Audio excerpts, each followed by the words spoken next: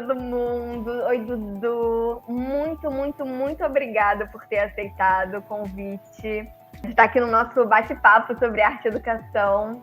O Dudu trabalha comigo no TEAR, a gente dá aula para Triboarte, para jovens. E o Dudu é uma pessoa muito especial, assim, porque quando eu penso no Dudu, eu penso direto não ri não, é verdade. Eu penso logo na expressão da arte. O Dudu é muito, muito, muito artístico nessa forma de se expressar, na forma de dar aula. É uma pessoa que eu admiro de verdade. E fico muito feliz de você ter aceitado estar aqui com a gente, Dudu. Eu que agradeço. Fiquei bem feliz pelo convite, também estou bem nervoso, que eu não sei quais são as perguntas, o que vai ser o nosso bate-papo. Sei que é sobre arte e educação, uma área que eu já vivencio um bom tempo, mas vamos lá, vamos ver. Também te admiro muito, acho você uma pessoa super dedicada no que você faz, com um olhar super atento às coisas e tem uma simplicidade em captar cada coisa que eu acho incrível. É recíproco, né? É muito especial o nosso grupo no teatro que a gente dá aula. E a Dudu, gente ainda foi aluno da mesma turma, né, na nossa formação. sim, a gente se formou arte educador no teatro juntinho. Foi muito, muito legal, muito especial, né? A gente viu como mudou também na forma que a gente lidou com os alunos a partir dessa formação. A gente fez a IEDUC no teatro. Dudu, começa falando sobre você. Quem não te conhece, quer te conhecer, quem é o Dudu, o que o Dudu faz. Então, me fizeram essa pergunta um dia desses, se apresente sem dizer o que você faz. Olha. E eu fiquei muito mexido, porque eu sempre me apresento dizendo o que eu faço, né? Uhum. Então, vou começar falando quem sou eu, sem ser o que eu faço, depois eu falo o que eu faço. Eu, na verdade, sou Davidson, né? Então, não sou Eduardo, nem Davidson Eduardo, e ganho esse apelido pela minha avó desde bebê e passei a ser Dudu. Então, eu me considero um cara amigo, as pessoas me consideram divertido, eu me acho sério, mas as pessoas ficam lá, riem de mim quando eu falo. Sou bastante concentrado e dedicado às coisas que eu faço, né? Me considero dessa forma. Eu sou bailarino, sou dançarino e gosto de falar, esse ano adotei esse termo, sou dancista. Uhum. E eu roubo esse ista por conta de muitas coisas que tem na arte, né? Pianista, flautista, principalmente na música, né? A afirmação vem pelo ista, né? E na dança a gente fala dançante. Eu sou um dançante, sou um brincante. E em 2021 eu adotei, por conta das tecnologias, dessa parte online, essa nomenclatura de dancista. Então, eu sou dancista, dançante, brincante, bailarino, dançarino, tudo isso, sou arte educador. Já há bastante tempo trabalho com isso. Sou formado em escolas de dança e sou formado em bacharel pela UFRJ, no curso de dança também. Bastante coisa, né? A gente que assiste, a gente é bastante coisa. E tem uma Dudu. pesquisa grande na cultura popular brasileira, né? Ah, verdade. Isso não pode deixar de falar. E dançarina e intérprete da Companhia Folclórica do Rio, da Que é UFRJ. lindíssimo, inclusive. Quem puder dar uma olhada nesse trabalho é incrível. Dudu, a primeira pergunta que eu queria te falar, que eu tô adorando fazer, é qual é o primeiro contato com a arte que você lembra que você já teve, assim, quando você era pequenininho? Olha, o primeiro contato, eu acho que são dois momentos muito marcantes para mim com a arte. A primeira é a época que eu moro aqui, nascido e criado no bairro de Padre Miguel, moro aqui ainda, e são os desfiles da escola de samba da mocidade. Então isso me mexeu muito, assim. Então desde pequeno, ouvir a bateria, ouvir o canto, ver as pessoas dançando, ter o carnaval perto, né? Então ter a arte do carnaval perto foi algo. E outro momento foi a partir da escola. Sempre estudei escola pública e a gente tinha passeios. E aí eu fui para o Centro Cultural do Banco do Brasil E eu lembro que era uma exposição de arte contemporânea.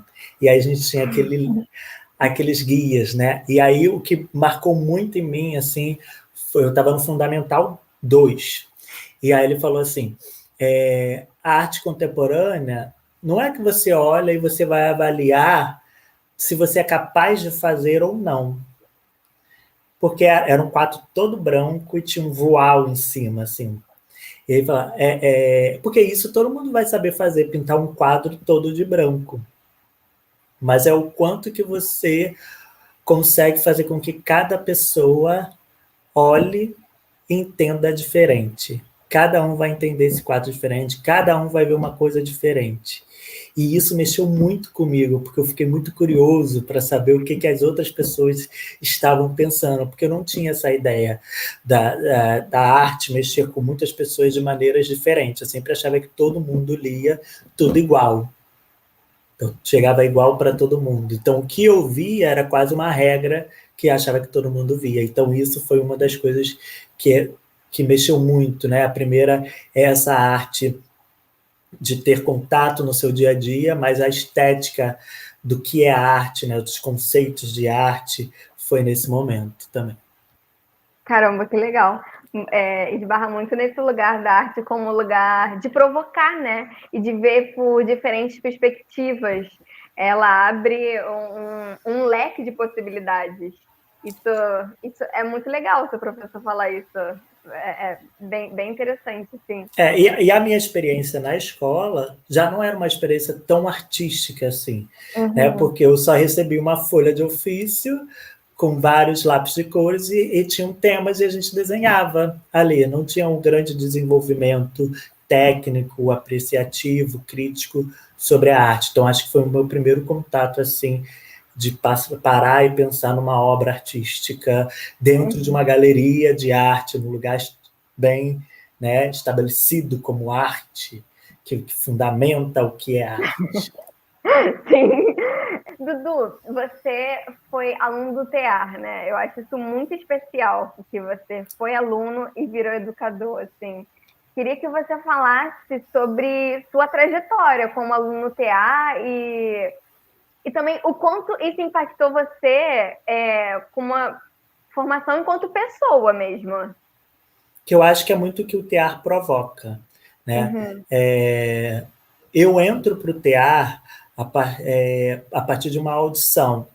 O TEAR tem o projeto Ciranda Brasileira, que é onde a gente dá aula agora, e desse projeto surgiu a Companhia Cirandeira. E a primeira vez que eu vou na Tijuca é para fazer a audição dessa companhia. Eu tinha acabado de completar 18. Caramba! Eu nem andava sozinho, nem nada. E eu imagine, um menino que mora aqui em Padre Miguel, na Zona Oeste, e lá para a Zona Norte, sem saber andar, né? Eu não me deslocava pela cidade, eu moro numa travessa que é fechada, e se a bola caía para fora, eu tinha que esperar alguém passar para fora para jogar. A gente não podia nem pegar, assim, fui criado bem fechado mesmo. E aí eu faço essa audição, entro para a companhia, e ali na companhia a gente passa a ter um olhar que é a criação coletiva para o espetáculo Marias Brasilianas. O espetáculo falaria das mulheres que vivem em cidades ribeirinhas do Rio São Francisco, bem mais concentrada ali no Vale do Jequitinhonha, e essas mulheres que trabalham com artesanato, e era o barro e o fio. Sendo que quando eu entro, o processo de criação do barro já tinha finalizado o que eles chamaram de primeira queima. E eles começaram a iniciar o processo do fio, das mulheres tecelãs, bordadeiras, fiandeiras, e é nesse momento que eu entro. Então, a partir daí, eu comecei a ter contato com essa cultura popular também, que já vinha antes, eu já fazia aula de danças populares, já vinha de um grupo que fazia danças populares. Em Padre Miguel. Em Padre Miguel, dentro da comunidade da Vila do Vintém, que era um ponto de cultura. O ponto de cultura arte ponto a ponto, em Padre Miguel. E que quem ajudava nisso tudo era a ONG CIEDES, não sei se você conhece. Não conheço. É uma grande ONG, assim, eu acho que uma das maiores da América Latina, tem grandes prêmios. E aí Então já tem esse contato com a cultura popular, e o que me chama a atenção de ir para a Companhia Cirandeira é esse contato com a cultura popular. Aí, a partir daí, eu passo a ter um outro olhar, porque o espetáculo vai falar não só sobre a técnica, mas como isso implica na vida das mulheres, qual é a relação que elas têm com essa obra, e como a gente transforma tudo isso em movimento, e como transforma tudo isso em arte.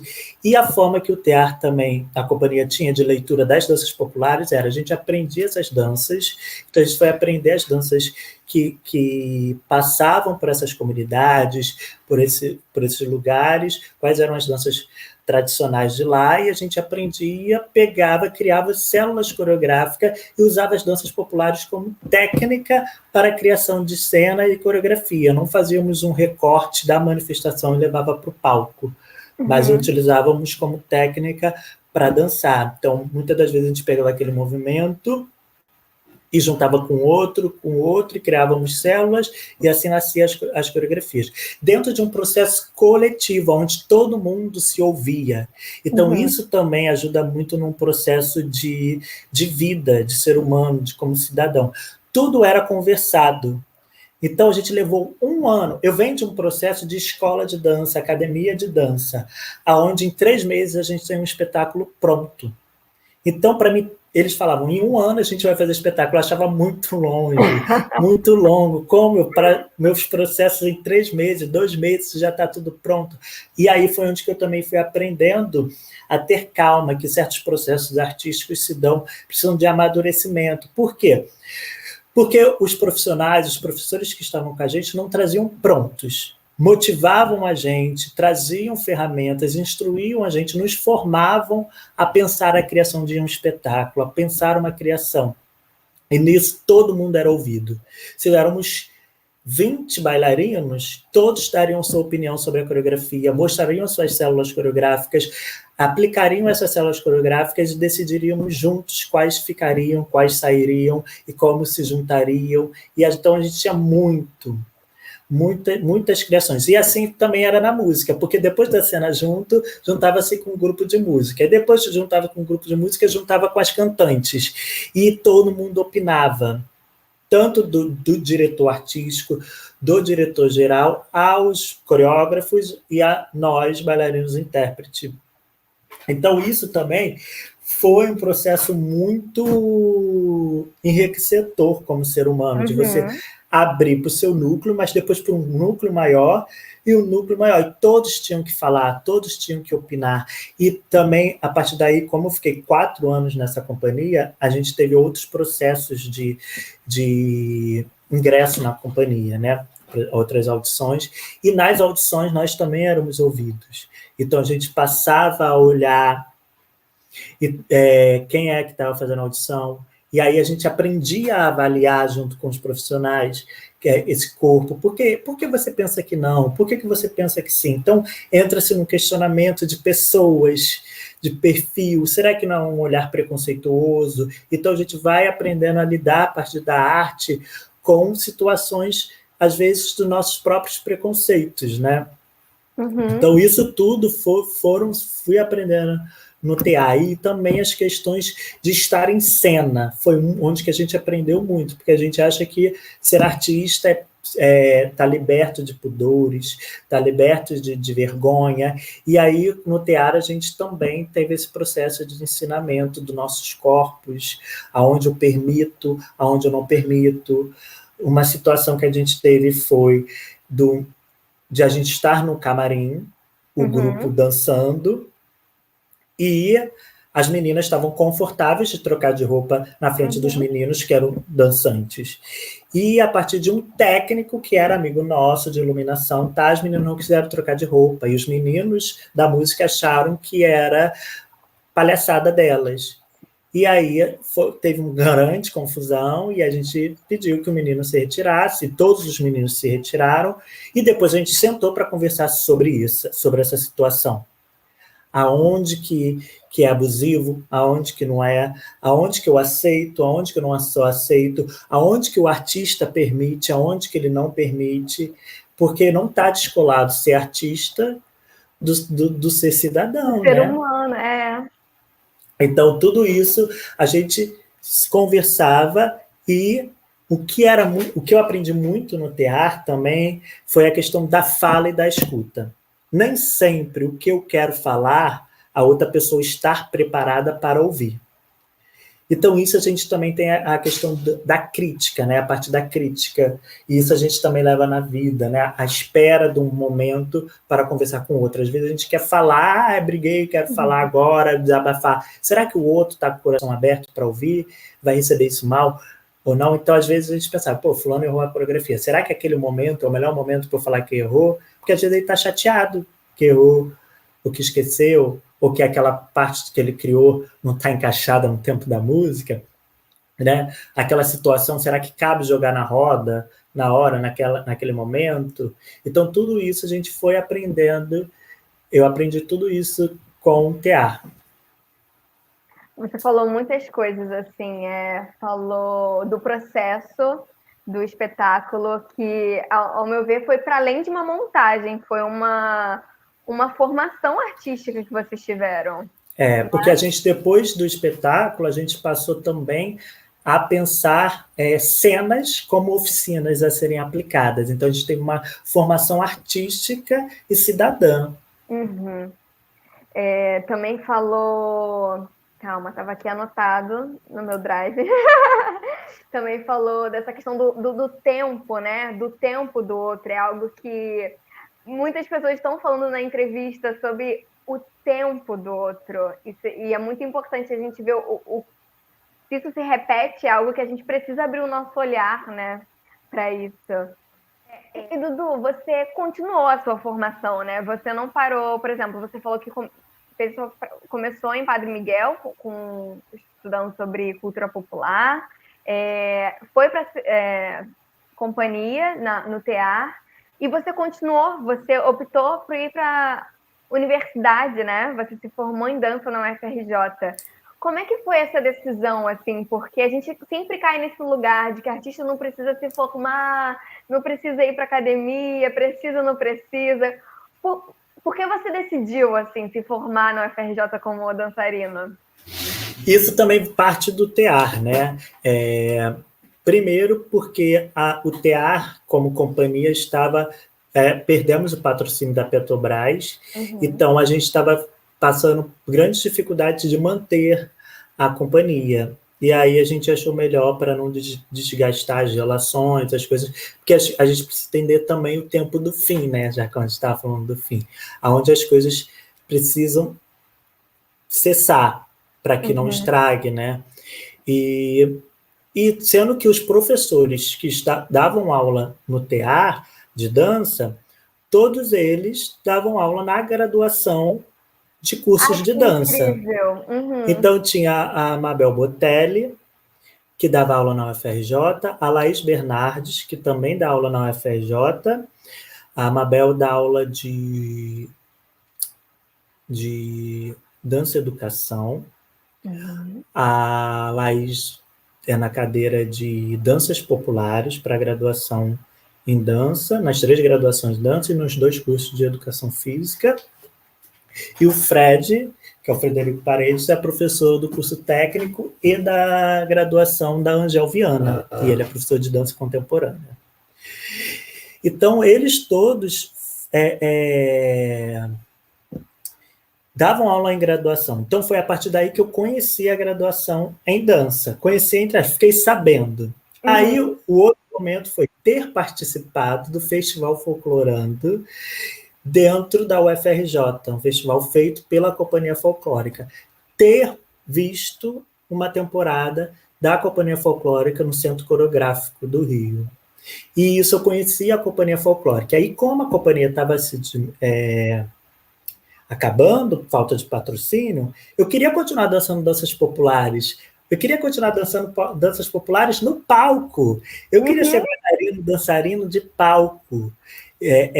Porque eu poderia entrar para um grupo artístico tradicional, né, popular, mas eu queria estar no palco, porque eu tinha estudado outras danças, me formei em jazz. Então, meus estudos iniciais de dança vêm da rua, começo com o street dance, passo para as danças folclóricas, entro para as escolas de dança, entro para o tear, e aí conheço a companhia folclórica e desejo muito entrar na companhia folclórica. Só que para você fazer parte da companhia folclórica, você tem que ter algum vínculo com a UFRJ.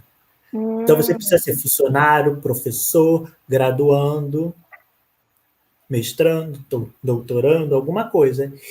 E aí foi onde que me pegou, porque eu nunca tinha pensado em fazer dança, que é o que você falou. Eu sempre quis dançar. E aí, por quê? E, infelizmente, na dança, ainda não se precisa de um diploma como um médico, um engenheiro, para validar o seu exercício. Você não precisa ser graduado.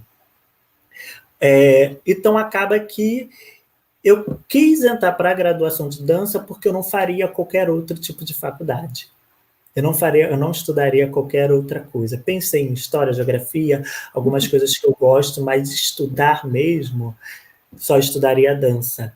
E ralei, fiz pré-vestibular, estudei pra caramba para entrar e fiz o teste prático para poder entrar para o bacharel. E aí lá eu descobri outras vertentes do dançar e da dança, que uma academia de dança, um curso livre, um curso técnico em dança, não me possibilitaria estar aprendendo. Muito, muito legal, né? Porque você trouxe a sua trajetória, você, se não tivesse passado pelo teatro, talvez não pensaria em fazer essa formação acadêmica. Olha só o que a gente está costurando aqui. Isso é muito interessante. E aí, depois da faculdade, você volta para o teatro, de educando para educador. Foi logo após? Não, o vínculo com o teatro não foi quebrado, porque porque acontece, no momento em que o teatro está se acabando, eles também começam a pensar maneiras que a gente pode estar no mercado de trabalho e ganhando. Então, uma escola pública, Benedito Ottoni, ali na Tijuca, São Cristóvão, foi até o teatro e pediu, porque surgiu aquele mais educação nas escolas. Sim. E eles não queriam que fossem oficinas livres, então a diretora da escola já conhecia o tear, já tinha um vínculo ali com o tear, e pensou em produzir um pequeno projeto que tinha uma linha de pensamento. E aí sentou a Denise, os educadores que foram escolhidos, que foram para português, literatura, percussão e dança. E aí, desses 4, a gente sentou e criamos um projeto que era o resgate da cultura infantil a partir dessas linguagens. E eu fazia o resgate pela dança. Então, a gente trazia todo o universo infantil pela dança, outro pelo português, outro pela literatura e outro pela percussão.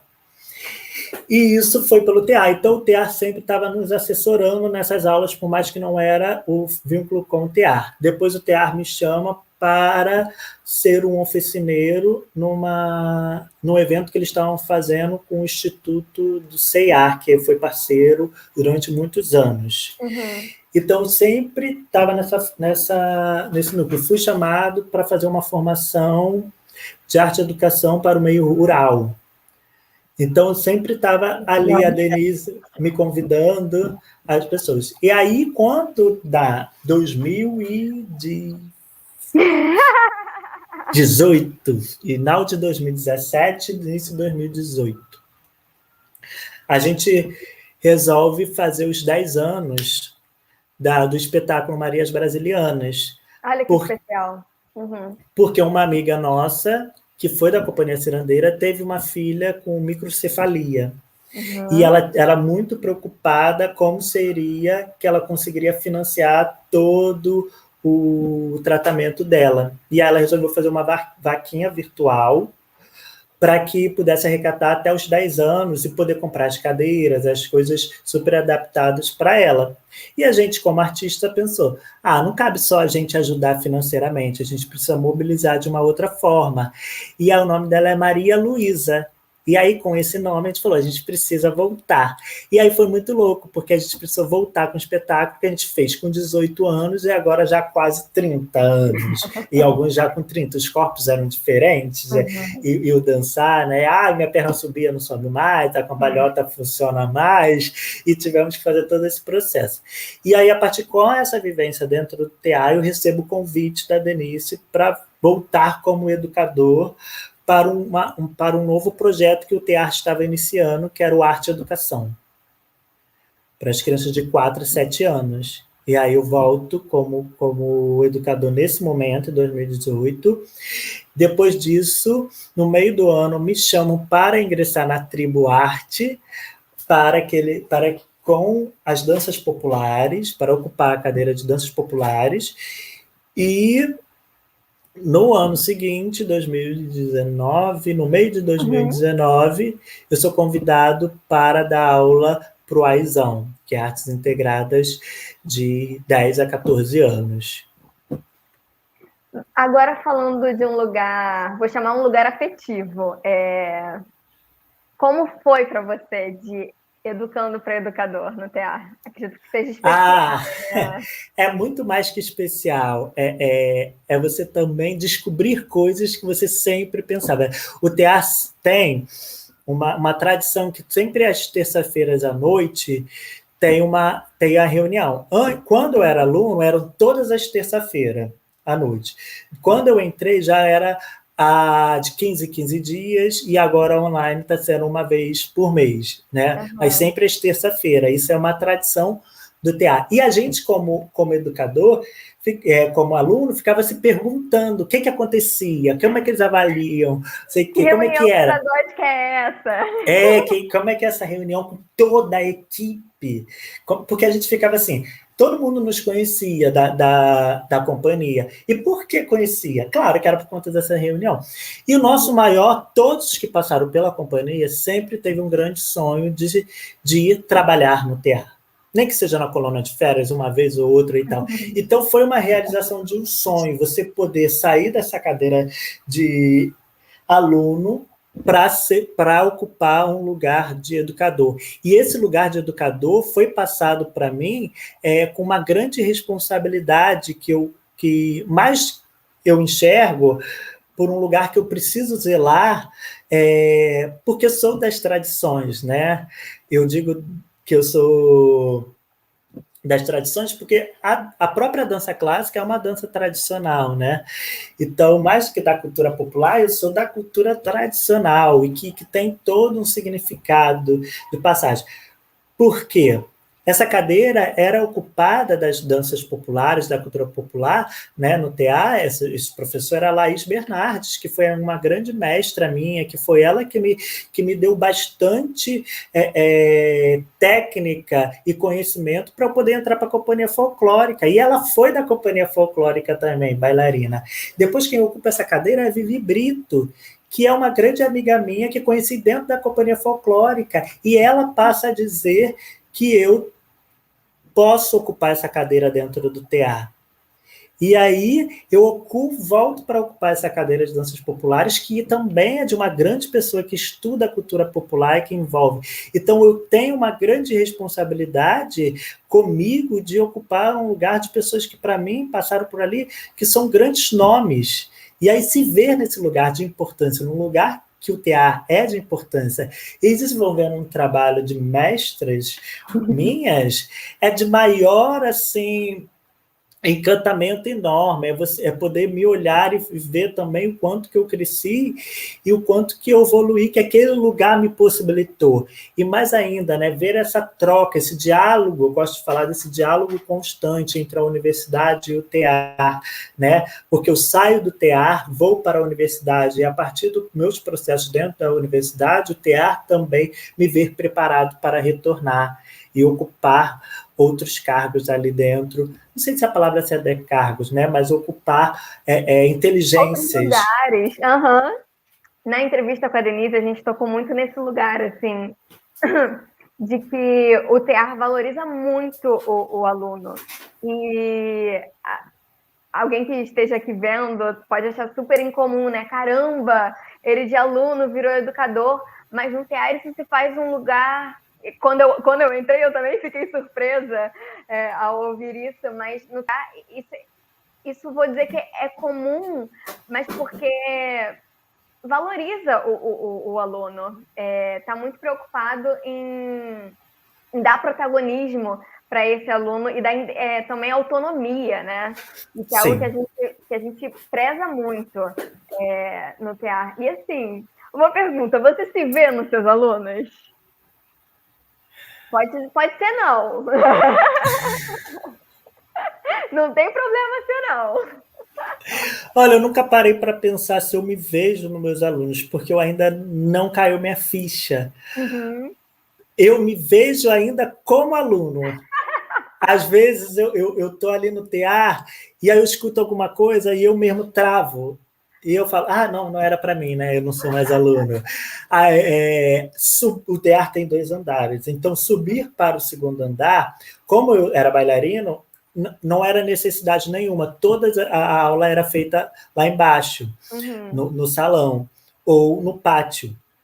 Então, a gente tinha pouco acesso. Então, como educador, passar para o segundo andar ainda trava, sabe? O que eu vou fazer aqui em Ocupar cima? esse espaço, né? E aí dá uma travada. Mas eu acho que para eu me ver como aluno, ainda preciso amadurecer por mais que já são 3 anos no TEAR como educador, ainda preciso me enxergar mais firme, cair a ficha desse lugar como educador para me enxergar ali nos alunos.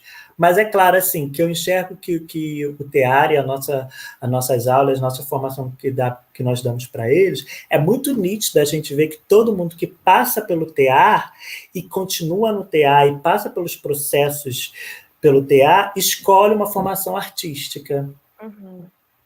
Todas as pessoas que têm uma formação, uma graduação que não é em artes, da equipe do TA ou que foi do TA, é porque foi antes do processo dela com o TA. Uhum. Depois que ela passa pelo TA, acaba se formando. Então, a gente teve alunos que quando a gente foi embora, sei que aí a gente chega um momento que a gente quer que vá para poder experimentar outras coisas que o mundo oferece, né? A gente viu que a escolha deles foram escolhas artísticas, né? E isso é muito legal. Educacionais, né? No TEAR a gente tem o que a gente chama de... me perdi o nome, mas no meio do ano a gente faz avaliação de meio de ano, né? De meio de ano e de final de ano. E a gente sempre pergunta para os alunos assim, como foi, né? Ao entrar no TEAR, o que mudou? Mudou alguma coisa? E a gente sempre fica muito surpreso com as respostas, né, Dudu?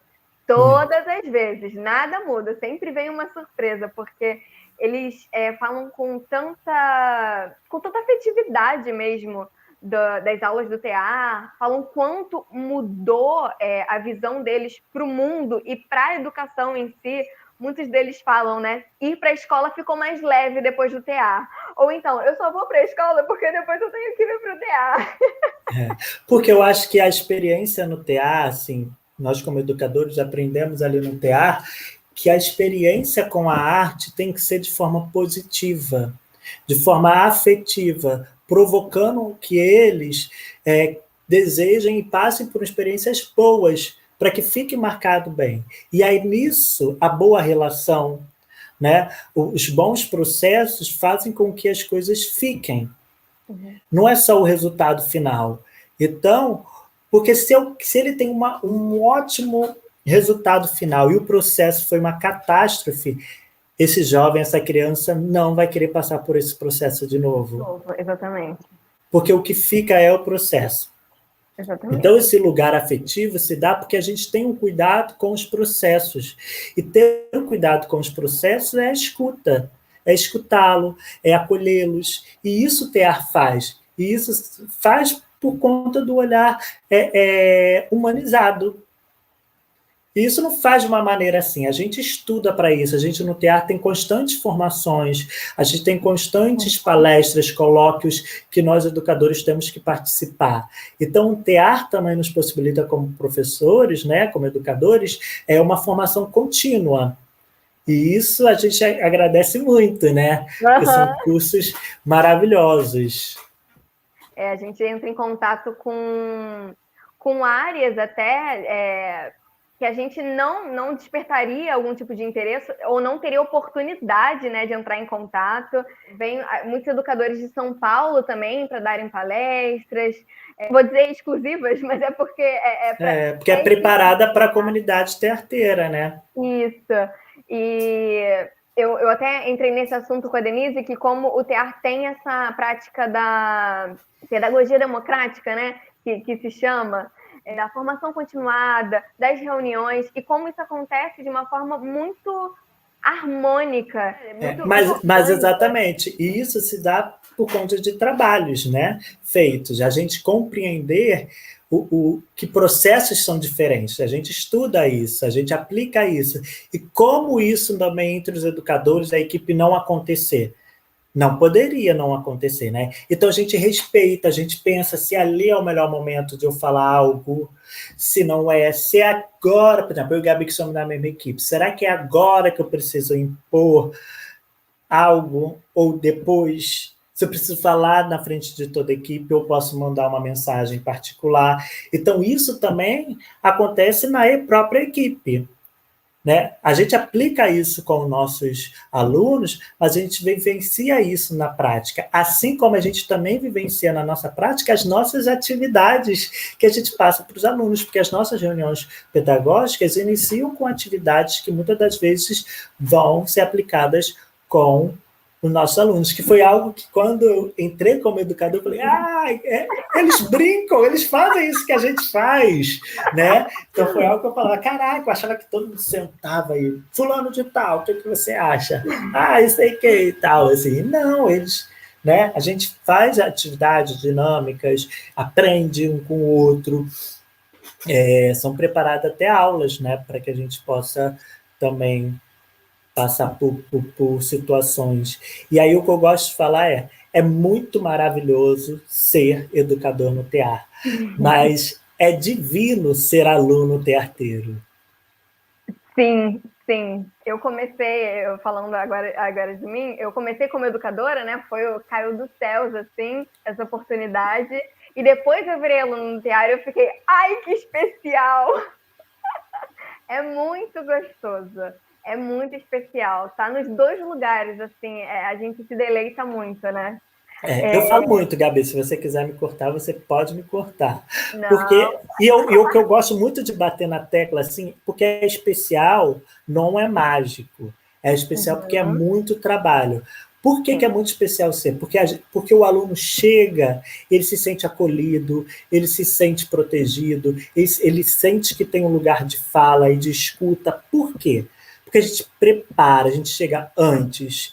E aí, se é uma aula que a gente vai fazer uma cabana, a gente já está com o material todo arrumado, organizado, a gente vai pensar ouvir no ambiente, como eles vão poder se abrir, o tempo de escuta, se a aula toda tiver que ser uma conversa, eu abrir mão do restante do meu planejamento, eu penso, eu questiono, eu vou tirar minhas dúvidas com outras pessoas da equipe, então a gente vai pesquisar a situação do que eu quero passar, para ver se eu não estou errando, para ver se eu não estou passando outros princípios longe dos tearteiros e principalmente das novas coisas que estão acontecendo, dos povos originários, dos negros, dos corpos das mulheres, dos movimentos políticos e das coisas que estão acontecendo. Então a gente precisa, sim, pensar que tudo isso que é muito maravilhoso tem uma carga de trabalho muito grande.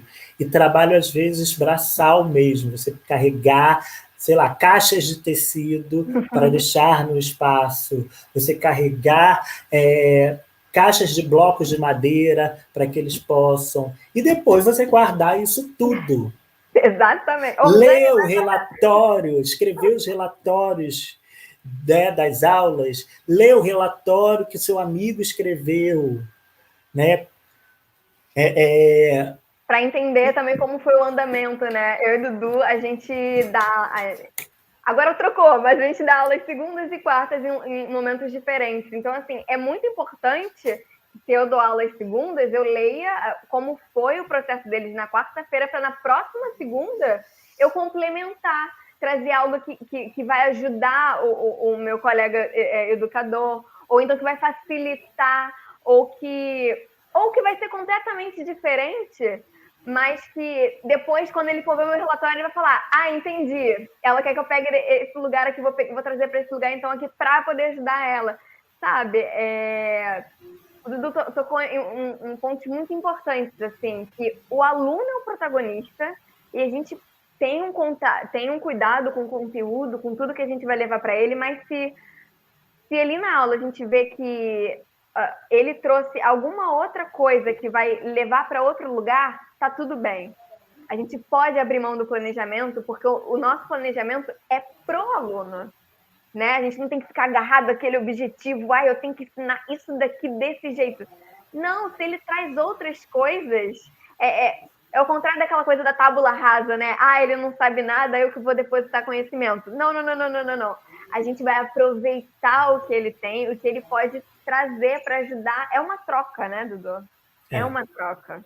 E isso, assim, eu vivenciei na pele, e digo na pele mesmo por conta que na companhia, todos os processos de criações e coreográficos eram para cada corpo com a sua própria singularidade de história, de vivência, e quando aquela pessoa não podia dançar, ou tocar, ou cantar, era uma catástrofe, porque não tinha outra pessoa, porque era tão singular que outra pessoa não chegava perto daquilo.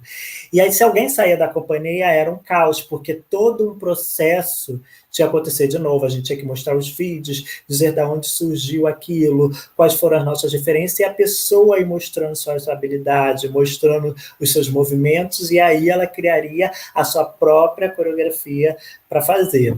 Então, os solos eram as piores coisas que se alguém saísse, porque a gente teria que fazer outra, montar outro. Não tinha como pegar e colocar a pessoa para aprender. Porque é algo muito singular, né? Nasceu e cresceu daquela pessoa. E entra nesse lugar, assim, de que você já tocou nesse ponto também, de que a gente faz o aluno ver sentido e ter um olhar carinhoso para si, né? E para a sua história. Você sempre faz um trabalho com ele chamado Inventário de Si, não é isso? Fala um pouquinho desse trabalho que é muito especial. O Inventário sobre Si, ele parte da pesquisa sobre si que a Eleonora Gabriel desenvolve no curso de dança, na matéria, nas aulas de danças populares. E como ele acontece? Eles são 8 perguntas que eu não vou saber dizer agora quais são essas 8 perguntas. Depois você lembra e me passa, eu escrevo aqui em algum lugar, não tem problema. E ela passa, e essas perguntas elas vão passar perguntando sobre o seu núcleo familiar e pelo seu núcleo comunitário ali, o entorno que você vive.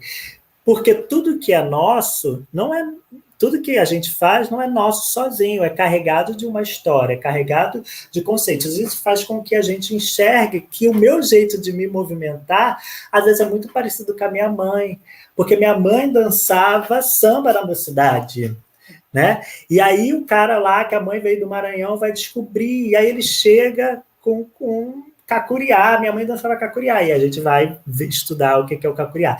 Então, a pesquisa é isso.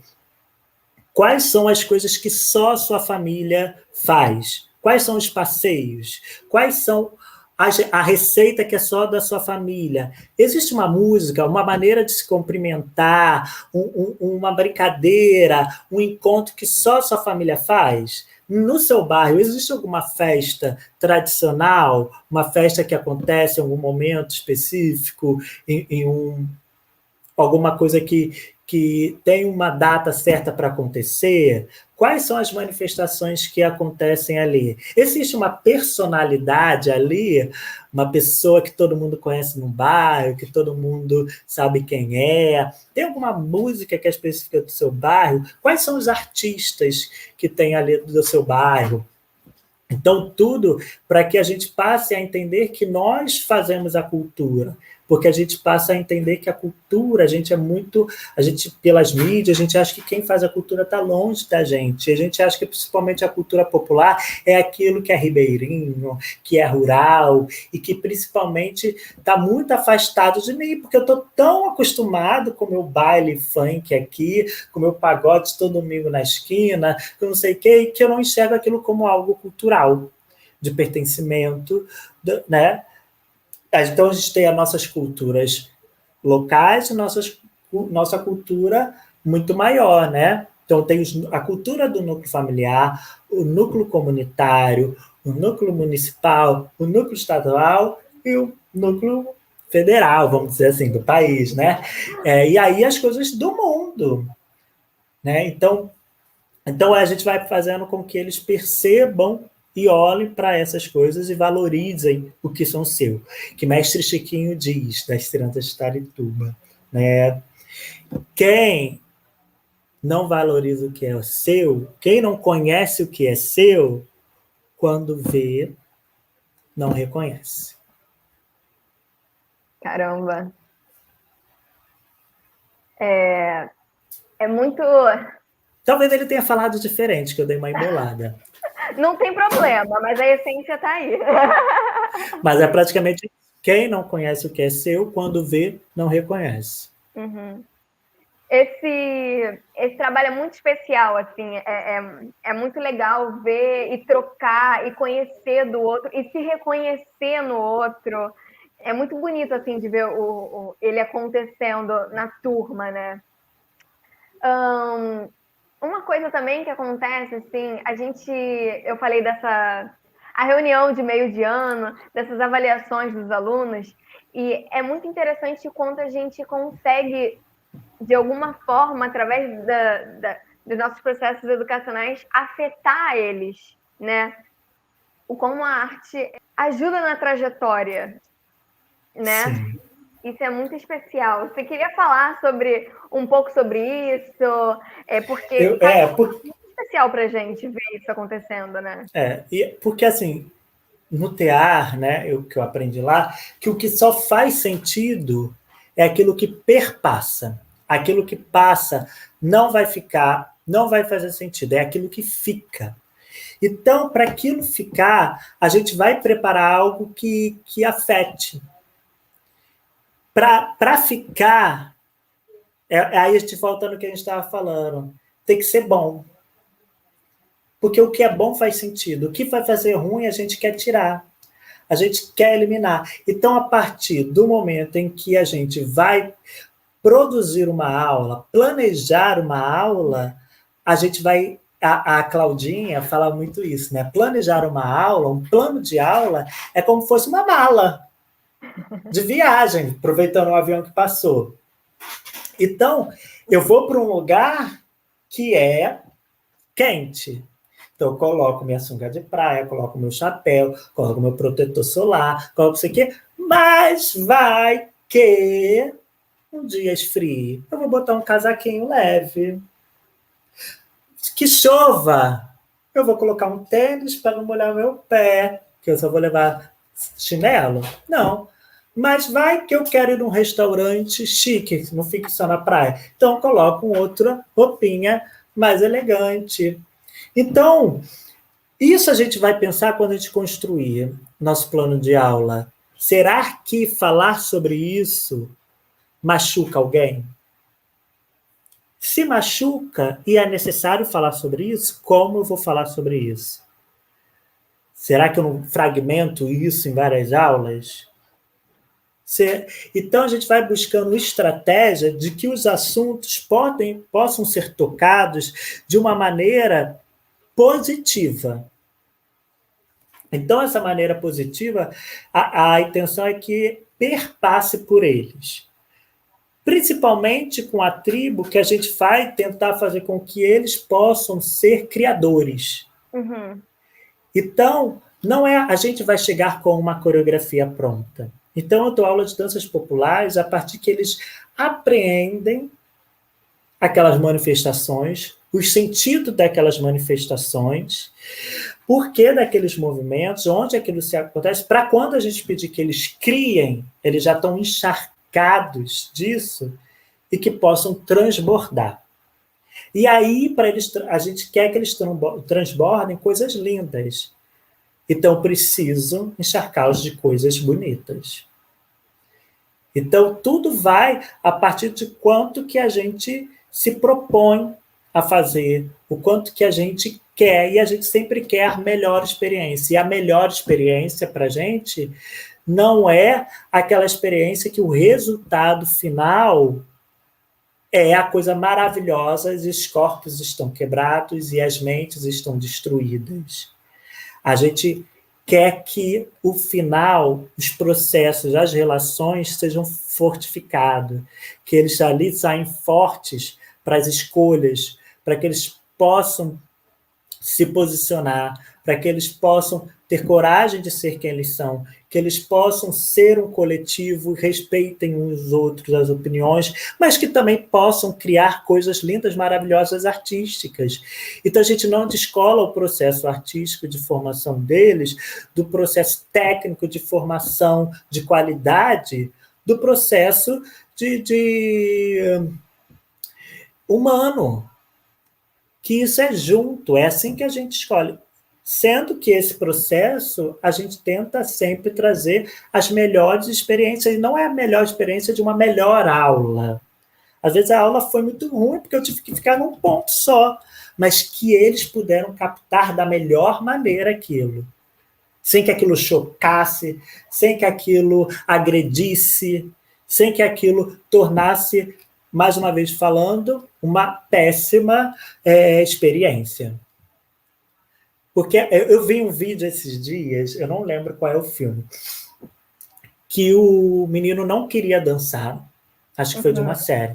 O menino não queria dançar, e aí a menina perguntou para ele, O Poder da Perfeição, uma série. E aí a menina perguntou para ele, por que você não quer mais dançar? Ela estava contratando, né? Aí ele falou assim, eu não estou mal, eu não quero, mas então me diz, qual foi a sua primeira experiência? O que você viu quando você viu a dança pela primeira vez? O que te fez querer dançar? Aí ele falou, foi quando eu vi um bailarino dançando, eu enxerguei nele a felicidade, eu enxerguei nele a liberdade, eu enxerguei nele muitas coisas boas. E aí ela falou, então pense que nessa apresentação pode ter uma pessoa, uma criança, também tendo a primeira vez que está assistindo. E sendo a primeira vez dela enxergando isso tudo. Então, eu acho que é essa responsabilidade que a gente traz como educador no TEAR, que talvez seja a primeira experiência que aquele jovem, que aquela criança vai ter em movimentar o corpo. E aí, a primeira experiência dela vai ser traumática. A primeira experiência que a gente vai dar para um pincel, vou dar um grito e falar, não, enfia o pincel todo! Como eu vou dizer para ela que esse pincel não tem que enfiar a parte metálica, só a parte das cerdas? Como eu vou, né? Então, isso tudo é a primeira... A gente não sabe quando foi a primeira experiência artística de cada um. E eu já vou traumatizá-los. Então, a gente tem esse cuidado grande para que as coisas perpassem e não passem. Perfeito, Dudu, perfeito. Falando nisso, assim, você falou desse caso do filme, queria te fazer uma pergunta. O quanto a arte te mudou enquanto pessoa, assim, se for para pensar nesse... É uma pergunta cabeluda, né? Aquela que a gente fica assim, a sua trajetória, que a gente acabou de ouvir, ela é recheada e encharcada, inundada por arte. Olhando para ela, o quanto ela te transformou enquanto pessoa? Eu acho que ela não me transformou. Ela me formou como pessoa, como Olha. cidadão. A minha vida não é descolada da arte. Uhum.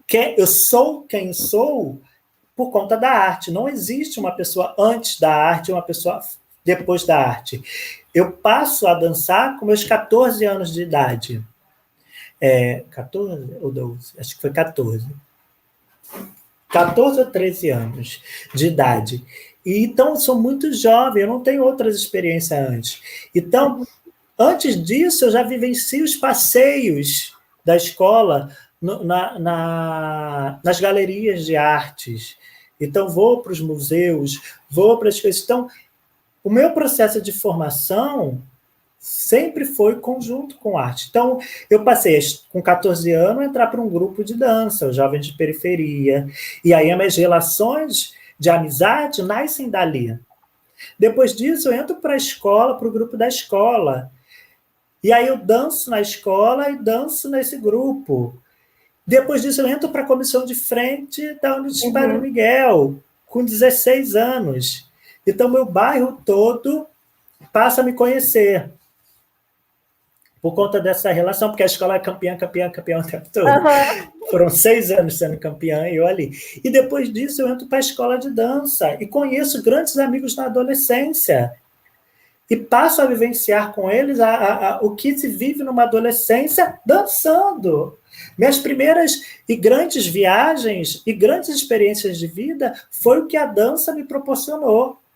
Então, primeira viagem que eu fui para Paraty, foi pela dança, foi dançando, porque era bolsista numa escola de dança, e eles proporcionavam que os bolsistas não pagavam nada, né? E aí, minha primeira viagem de avião foi para Minas Gerais, para poder apresentar um espetáculo do Arte Ponto a Ponto, Ponto de Cultura que eu participava. Então, todas as minhas relações foram assim. Até minhas grandes viagens internacionais foram para fazer turnê com a companhia folclórica. Então, meus estudos são em dança, a maioria dos livros que eu leio são de dança. Então, a arte em si me formou quem eu sou. Eu trabalho com isso, eu pago meus alimentos com isso, né? Pago as minhas contas, meus boletos com isso. Então, não existe, para mim, e eu acredito que existe sim para outras pessoas, mas para mim não existe o que era o Dudu antes e o que era o Dudu depois. Então, para mim, o processo foi único de formação como cidadão, como artista e como quem eu sou hoje. Então, esse caminho foi conjunto. Até porque eu estudava e tirava notas altas nos primeiros semestres da escola para que eu não tivesse a responsabilidade depois de ter que ficar estudando, porque era o processo de formação de espetáculo das escolas de dança e eu teria que faltar na escola, porque eu ia chegar tarde dos ensaios. Então, tudo isso era para poder ser bailarino. E eu falo bailarino porque ser artista é uma outra coisa, ser famoso é uma outra coisa ainda. Então, eu falo que eu sempre quis dançar. A minha luta sempre foi dançar. Porque ser menino, ser da Zona Oeste do Rio e dançar, e depois você escolher dançar danças clássicas, depois você escolher dançar danças populares, existem muitos olhares. Você começar com um grupo de amigos, e depois seus amigos ir abandonando por questão financeira, por questões de preconceitos, por questão de aceitação de família ou incentivo de família, e você se ver sozinho. Então, eu tive que mudar vários núcleos de amizade e conseguir segurar algumas pessoas como núcleo, como amizade, e isso foi me formando. Mas eu nunca quis deixar de dançar, porque eu poderia ter parado de dançar quando eu não tinha mais amigos. Então, a minha formação em arte, ela é a minha formação como cidadã. Eu aprendi a falar, aprendi a me comportar, estudei, né? Fui escrever um texto acadêmico de arte, de dança. Fui trabalhar com dança, né? Tudo meu é arte. Então, não tem um Dudu que foi antes e um Dudu que foi agora. Perfeito. Dudu, eu tenho finalizado com essa pergunta aqui. Olha só, vamos ver como vai vir essa pergunta para você. E, Dudu, como seria sua vida sem a arte? Como seria vida sem arte? A vida ou a minha vida? Eu fiz diferente pra você, né? Porque eu sempre pergunto como seria a vida sem arte. Mas é que agora eu fiquei curiosa pra saber como seria essa vida. Não tem como, né, Dudu? Então eu vou responder a minha vida. Tá. A minha vida sem arte, eu acho que eu trabalharia num emprego não tão grandioso, um caixa de mercado, um atendente de loja, faria e seria o melhor. E seria o melhor, me dedicaria, teria ótimas relações, seria o melhor vendedor, o mais carismático, talvez, mas muito tímido, muito recolhido, talvez não tão inteligente. Porque será que eu entraria para uma faculdade se eu não faria outra faculdade se não fosse de dança? Talvez não tão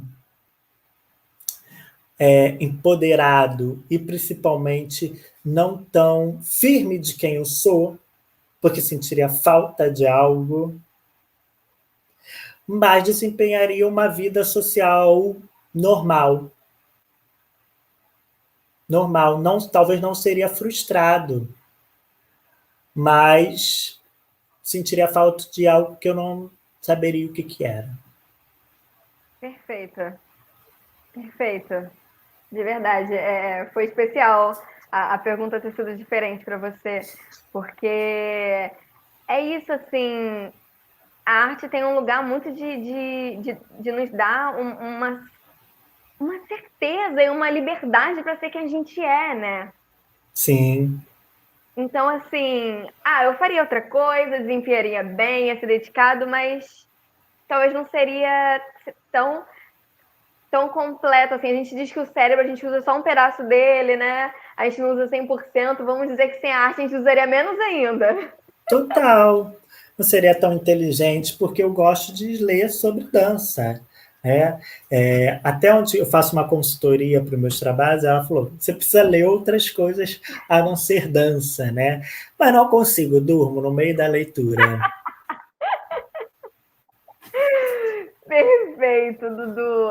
Muito obrigada. Eu adorei a entrevista. Foi muito especial ouvir assim, a sua trajetória e toda a sua vivência com a arte, com teatro, com arte educação e com dança. É muito importante também a gente falar sobre a nossa trajetória, né? E com que outras pessoas conheçam, porque a gente fica muito no lugar também de não ter um lugar para... Às vezes a gente não tem oportunidade mesmo de mostrar sobre nós, né? E quando outras Exato. pessoas ficam sabendo, aí abre o olhar para esse espaço, sabe? E acho que vai ser bem especial, assim, para esses educadores também verem com um olhar o quanto a arte modifica a gente, enquanto educador, enquanto aluno, e com o Dudu a gente consegue ver várias formas, né? É uma teia mesmo, né? Que vai se formando, são os fios do tear que foram costurados na sua trajetória. Muito bonito de ver, Dudu. Muito obrigada. Eu que agradeço, Gabi, quando precisar, é só chamar. Então, estou muito feliz de poder reviver memórias, pensar memórias e falar memórias e experiências e práticas. Queria falar duas coisinhas também antes de terminar. O Dudu falou sobre Maria Brasilianas. É um espetáculo que está disponível agora, né, no YouTube do Tear. É muito bonito. Tem outros espetáculos também. Quem quiser, acho que eu consigo colocar o link aqui em algum lugar. Estou entendendo isso, mas acho que eu consigo colocar. E o Dudu, ele falou da sua formação. Agora todo mundo já conhece a trajetória dele. Ele dá aula online de danças populares. Além disso também, né, Dudu? Fala um pouco sobre as suas aulas. Agora você está com outras marcas. Fala um pouquinho. Nesse momento de 2020, eu iniciei as minhas aulas online. O que isso significa? É praticamente um estúdio de dança, aonde você não precisa faltar por nada. Vai viajar, você leva a sua aula de dança com você. Basta você ter um aparelho e internet. Então, essa é a ideia. Então, eu dou aula de personal dancer, onde cada um desenvolvo práticas de aulas de dança para cada pessoa, são aulas particulares. Aulas de pilates, que também são particulares, cada pessoa com aula focada, com horário marcado para cada um, são 1 hora de aula, 1 hora apenas. E aos sábados, de 10 a meio-dia, a gente chama que nós temos a nossa manhã culturalmente dançante, porque a gente vai fazer as aulas de danças brasileiras, desde as danças tradicionais às danças do momento também, desde que sejam brasileiras. E isso a gente vai fazendo práticas e vamos dançando a partir percebendo o corpo, percebendo as danças, facilitando. Eu falo que eu sou um facilitador para vocês. Então, eu vou trazendo outras percepções para a gente chegar naquele ritmo, chegar naquela manifestação, chegar naquele movimento e sairmos dançando aquela prática. Isso acontece aonde? Cada um na sua casa, cada um no seu terreiro, cada um no seu espaço, na sua fazenda, no seu quarto. E a gente nem precisa de muito. Eu digo que a gente precisa, se você tiver um espaço de 3 passos para frente, 3 passos para trás, 3 passos para o lado, 3 passos para o outro, você consegue fazer a minha aula. Então, as pessoas ficam com medo, eu não tenho grande sala de aula para eu poder um espaço na minha casa para fazer. Não precisa. Na minha aula, não precisa. Só precisa vir e ter vontade de dançar. E vai adorar, assim. Eu fiz uma aula com o Dudu e é muito especial a forma que ele trabalha o passo. Porque às vezes a gente fica com aquela coisa, ai, mas será que eu vou conseguir fazer? Mas tudo isso que o Dudu falou aqui, ele faz na aula dele. Então, assim, ele vai te ensinar e pro seu corpo. Então, não pode ter medo, só se joga e que tá em boas mãos. É isso, Dudu. Muito obrigada. Obrigado, Gabi. Até mais.